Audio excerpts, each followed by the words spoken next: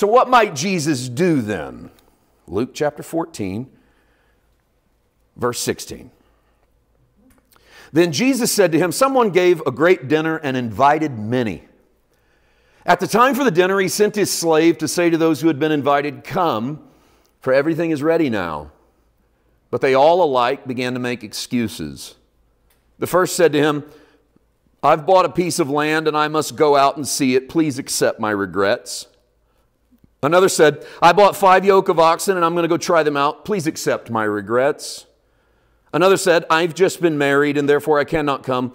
So the slave returned and reported this to his master. And then the owner of the house became angry and said to his slave, go out at once into the streets and the lanes of the town and bring in the poor, the crippled, the blind, and the lame. Now, you don't have to be a rocket scientist to figure out that Jesus has just repeated who wasn't at the party he's at.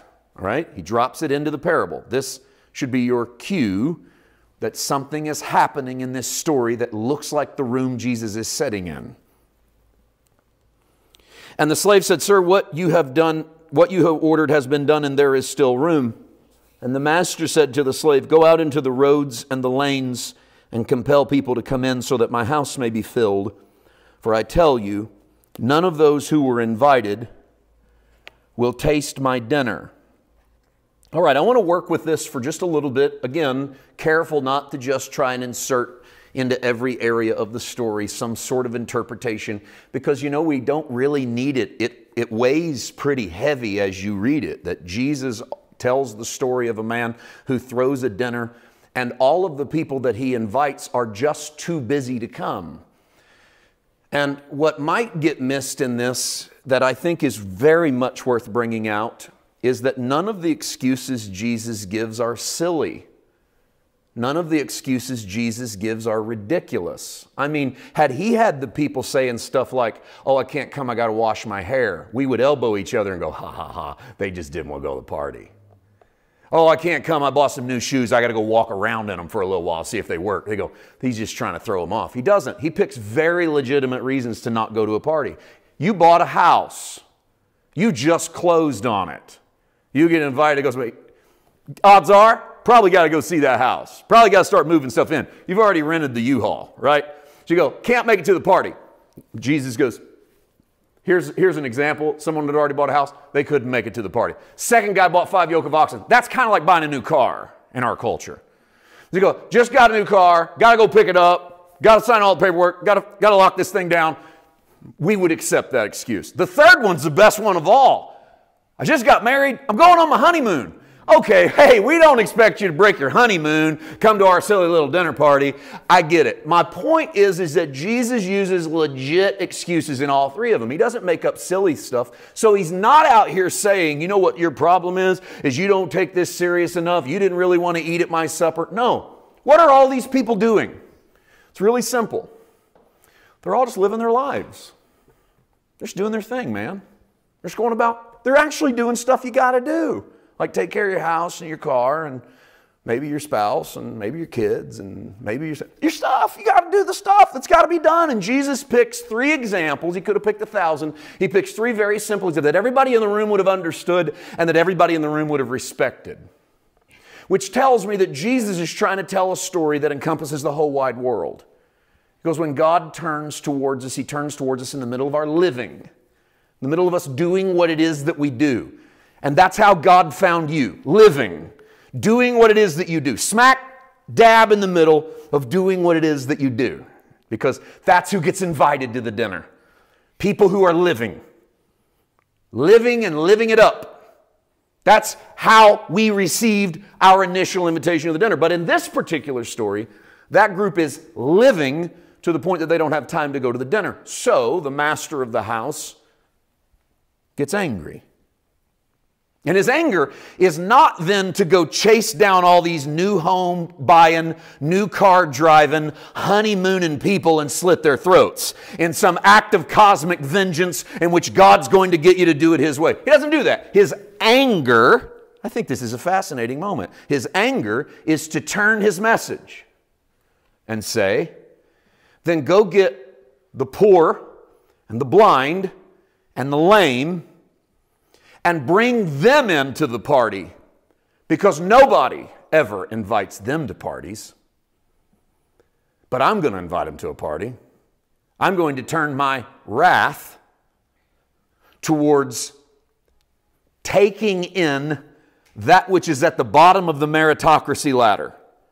I'm going to turn to those who are getting stepped on and crushed and left behind and ran over and forgotten.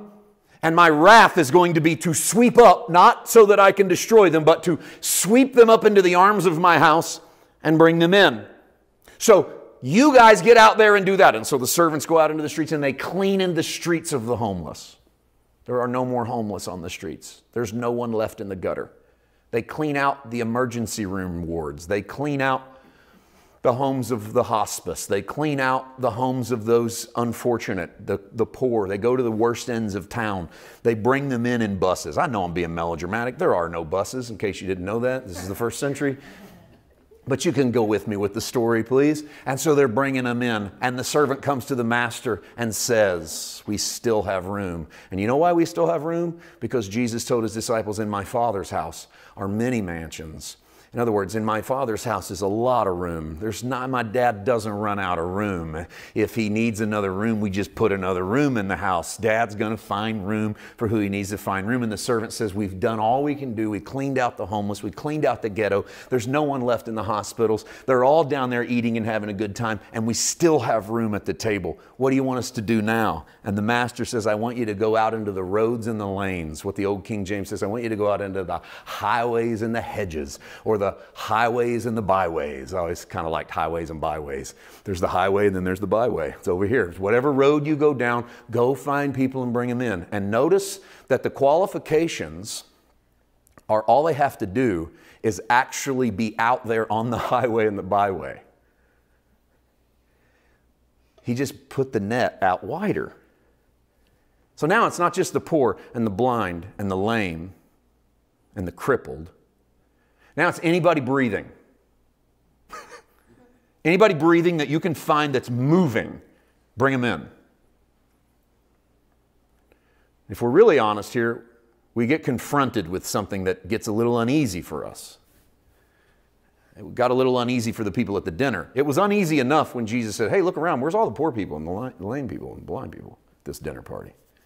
That was uneasy enough. What really gets uneasy is when he goes, what if we were to clean out the world? There's no one left. We brought them all in. What's uneasy about that is that we know what those people are like. We know how they think. We know what they do when the lights are off. We know what they're like behind closed doors. We know how they talk. We know how they live.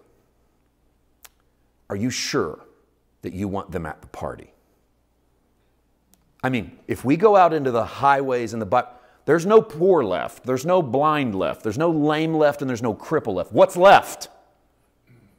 Maybe a bunch of God haters. Maybe a bunch of people who would rather not be at the party. They'd rather firebomb the party than come to the party. Maybe that's all that's left out there. Maybe the only ones left really just truly don't want to be at parties. Those are the ones you want me to go get. And the story limps across the finish line for us because it can't be where Jesus wants us to land with the gospel, is to throw this kind of a party.